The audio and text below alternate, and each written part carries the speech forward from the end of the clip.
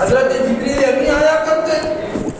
جبریل امی ایسے مضبوط فرشتے اللہ تبارک و تعالیٰ نے قرآن میں ان کا تعارف کروایا. قرآن میں کیسے وہ مضبوط ہے, کیسے طاقتور ہے.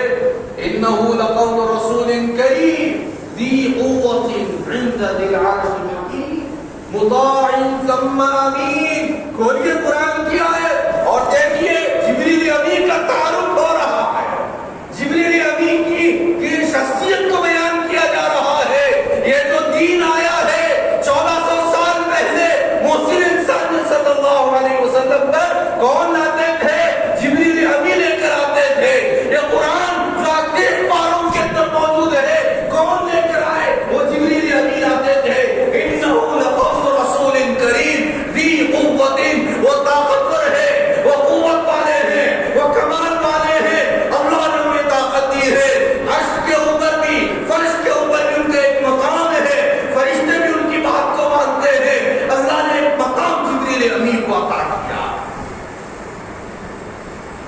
جبریل امی کے واسطے سے یہ دین جو منتظر اور آپ تک حضور اکرم صلی اللہ علیہ وسلم اور پھر آپ کے ذریعے سے ہم تک پہنچا ہے, اس کے اوپر 100% کامل یقین ہونا چاہیے.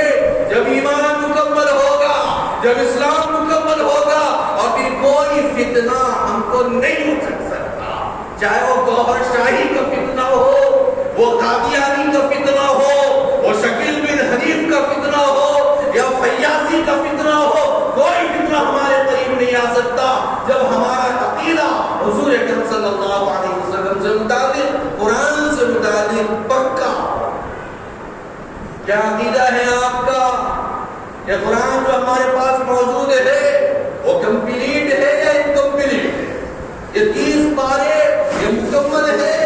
قرآن مکمل اترا یا نہیں اترا؟ کیا عقیدہ ہے؟ عقیدہ یہ ہے کہ یہ قرآن مکمل ہے, اس میں زیر زبر کا فرق نہیں ہو سکتا, ایک حرف کا فرق نہیں ہو سکتا. اللہ کو جتنا اتارنا تھا اللہ نے مکمل قرآن محمد وحی صلی اللہ علیہ وسلم کے سینے مبارکہ پر آج سے 1400 سال پہلے اتار دیا. ایک ایک حرف کو اتار دیا گیا. یہ میرا اور آپ کا عقیدہ ہے. اس عقیدے کے بغیر ایمان مکمل نہیں ہو سکتا. اگر کوئی یہ کہے یہ قرآن کمپلیٹ نہیں ہے, یہ 30 پارے ہیں اور 10 پارے ہیں, جس کا علم صرف مجھے ہے اور کسی کو نہیں ہے, اگر کوئی یہ کہے, آپ کیا کہیں؟ گوہر شاہی جس کا میں تذکرہ کرنے لگا ہوں یہ وہی فتنہ ہے, اور اس کا جو سرخیل ہے اور اس کا جو پیشوا ہے ریاض احمد گوہر شاہی, اس کا یہی کہنا ہے. اس کے لٹریچر کو میں نے دیکھا اور اس کے کئی کلپ میں نے سنے اور پھر بیانات میں نے سنے. اس کا یہی کہنا ہے کہ اور جو باتیں میں کہتا ہوں ان 10 پاروں سے کہتا ہوں جس کا علم تم کو نہیں. تو گیا کہ قرآن سے متعلق عقیدہ جب درست نہیں ہے تو اس کی بات کا کیا اعتبار, اور اس کے قول کا کیا اعتبار, اور اس کے کرشموں کا کیا اعتبار, اور اس کی نئی نئی چیزوں کا کیا اعتبار, اور اس کے بولنے کا کیا اعتبار. میرا ایمان قرآن کے اوپر ہے. آج سے 1400 سال پہلے مکمل قرآن اللہ نے نازل فرما دیا. کوئی ایک پارا بھی ایسا نہیں ہے جو ڈھکا چھپا ہو. یہی قرآن ہے جو قیامت تک رہے گا. صبح قیامت اس قرآن کو پڑھا جائے گا. اور اگر کوئی یہ کہتا ہے اس قرآن کے علاوہ کچھ اور پارے ایسے ہیں جو نہیں اتارے گئے یا صرف اس کو معلوم ہے, تو میں یہ سمجھتا ہوں وہ گمراہ ہے, میں یہ سمجھتا ہوں وہ کافر ہے, اور جو اس کی ماننے والا ہے وہ بھی کافر ہے, وہ بھی جہنم کے اندر جائے گا. اس واسطے کہ آپ صلی اللہ علیہ وسلم نے کہہ دیا, قرآن نے کہہ دیا اليوم اکملت دینکم واتممت علیکم نعمتی, دین کمپلیٹ ہو گیا. تو پھر یہ 10 پارے کہاں سے؟ تو یہ عقیدہ ہے گوہر شاہی فتنے کا. اور بہت سارے لوگوں نے مجھ سے کہا کہ اس کی تصویر چاند میں نظر آتی, اور میں نے بھی کلپ سنے, اور اس کی تصویر سورج میں نظر آتی ہے, اور اس کی تصویر حجر اسود میں نظر آتی ہے. اوہ صاحب, جب تصویر نظر آ رہی ہے یہ کوئی دھوکہ نہیں ہے. دیکھ لیجیے, آپ کی کیمرہ لے کر فوٹو لیجیے, چاند میں آپ کو نظر آئے گی. اتنا ترقی یافتہ دور ہے, سیٹلائٹ لگائیے, ویڈیو دیکھیے, اس کی تصویر نظر آ رہی. خدا کی قسم اگر تصویر نظر بھی آ جائے جب بھی اس کے اوپر ایمان نہیں لایا جائے گا. کانا دجال کی حقیقت حضور اکرم صلی اللہ علیہ وسلم نے نہیں بیان فرمائی. کانا دجال تو اس سے زائد کام کرے گا. وہ جنت جس کو آپ نے صرف اپنے کانوں سے سنا ہے, وہ جنت کو اپنے ہاتھ میں بتائے گا, اور وہ جہنم جس کا تذکرہ صرف آپ نے سن رکھا ہے اس جہنم کو وہ اپنے ہاتھ میں بتائے گا. تو مجھے بتائیے اس کے بارے میں آپ کا کیا عقیدہ ہے؟ ایمان لائیں گے کانا دجال میں؟ ایمان لائیں گے؟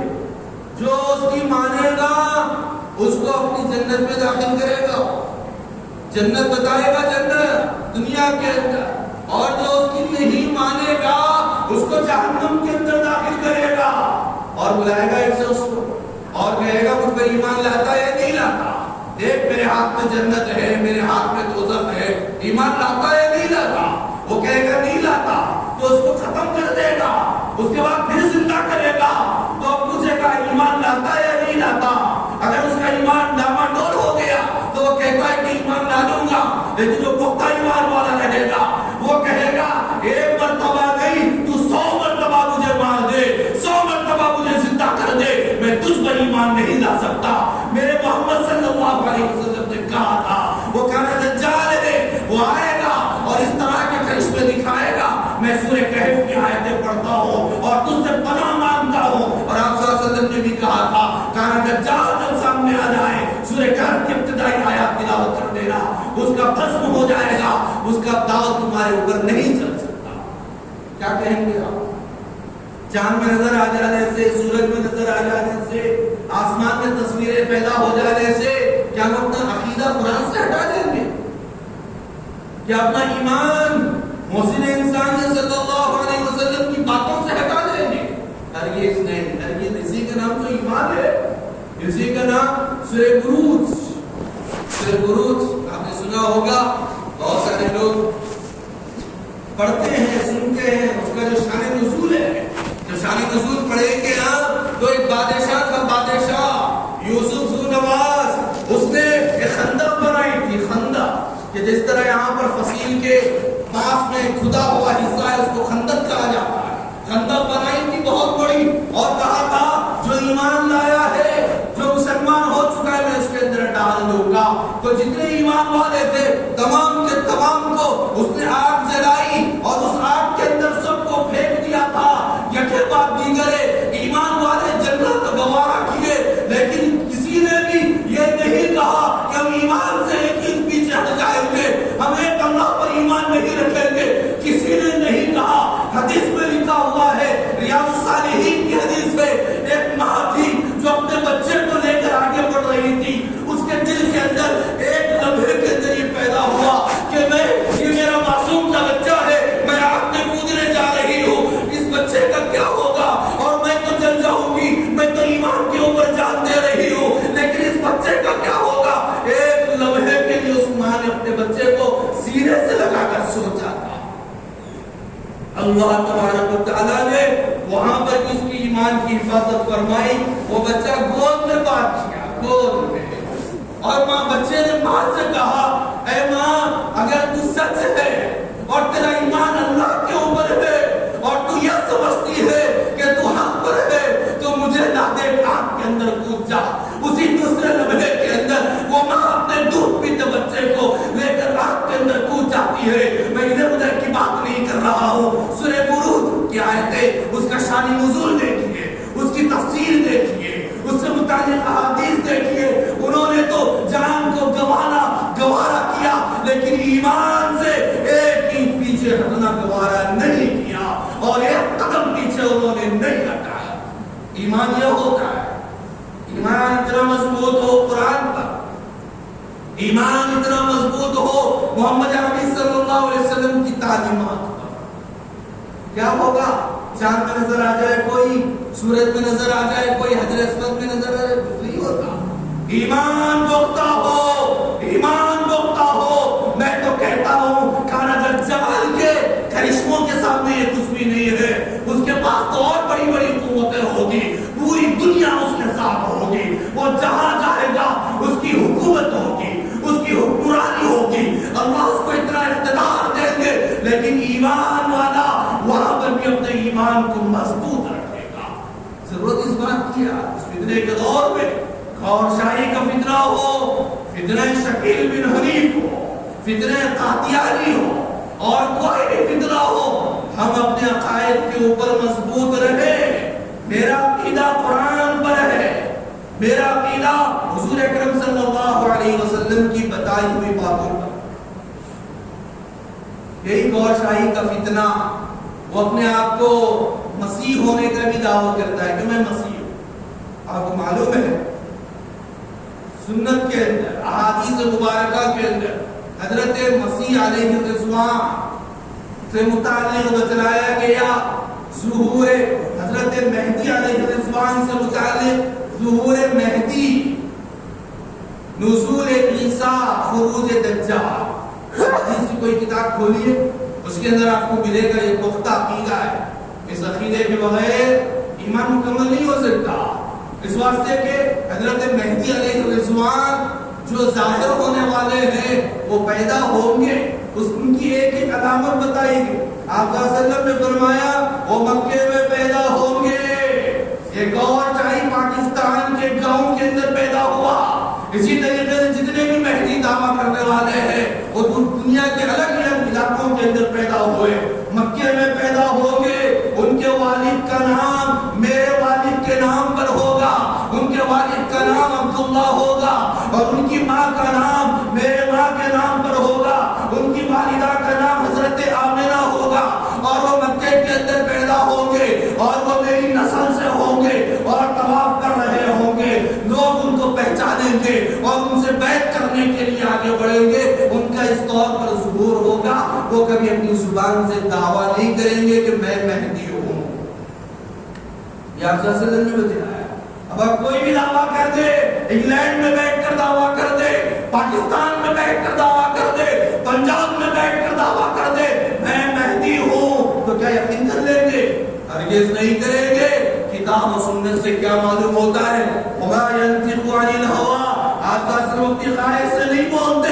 جب آپ نے بتایا ہے مہدی علیہ الرضوان آئیں گے, ان کی کیفیت کو بیان کیا, ان کے حلیے کو بیان کیا, ان کے نقشے کو بیان کیا, ان کی پیدائش کو بیان کیا, ان کے نام کو بیان کیا, ان کے قبیلے کو بیان کیا, ان کی ہجرت کو بیان کیا, ان کے طواف کو بیان کیا, تمام کی تمام چیزیں واضح طور پر بیان کی. پھر اگر کوئی دعویٰ کرے میں مہدی ہوں, آپ انٹرنیٹ دیکھ کر بیانات سن کر اگر ایمان لاتے ہیں تو سمجھیے آپ کا ایمان غلط ہو چکا ہے, آپ کا عقیدہ غلط ہو چکا ہے, آپ فتنوں کی لپیٹ میں آ چکے ہیں. آپ نے اپنے ایمان کا تحفظ نہیں کیا, آپ نے اپنے عقائد کا تحفظ نہیں کیا, آپ نے قرآن کو مضبوطی سے نہیں تھاما.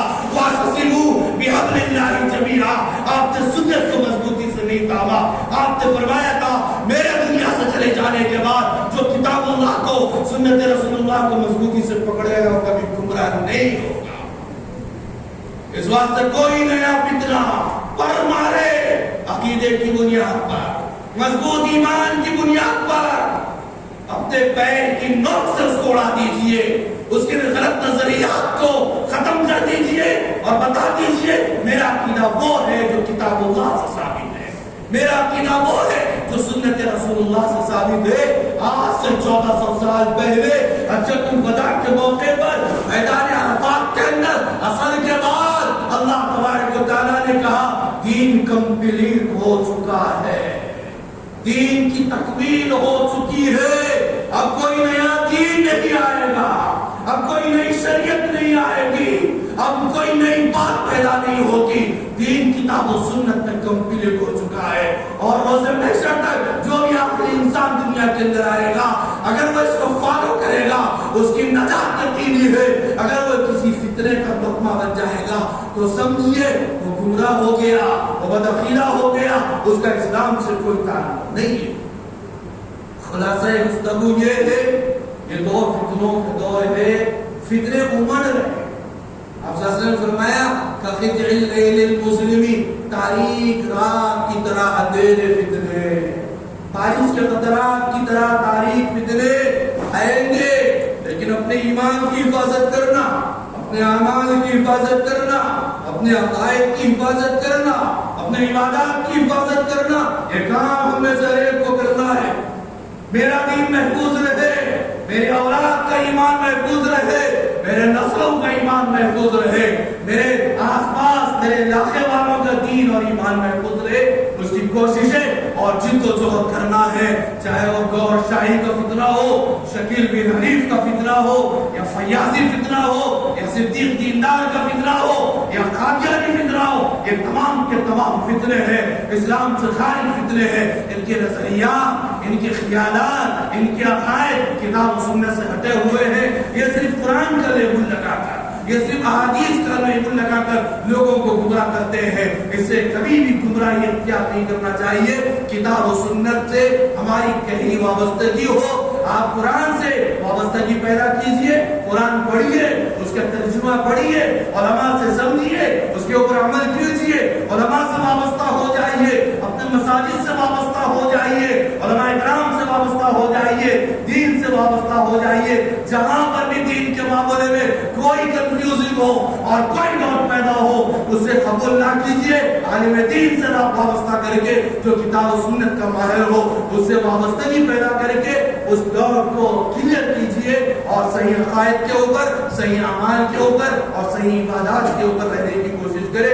اللہ تبارک و تعالیٰ سے دعا ہے اللہ ہمارے ایمان کی حفاظت فرمائے، ہمارے عقائد کی حفاظت فرمائے، اعمال پر ثابت قدمی نصیب فرمائے، موت کی آخری ہچکی تک اللہ تبارک و تعالیٰ ایمان پر، اعمال پر استقامت نصیب فرمائے اور ہم میں سے ہر ایک کا خاتمہ بالخیر نصیب فرمائے۔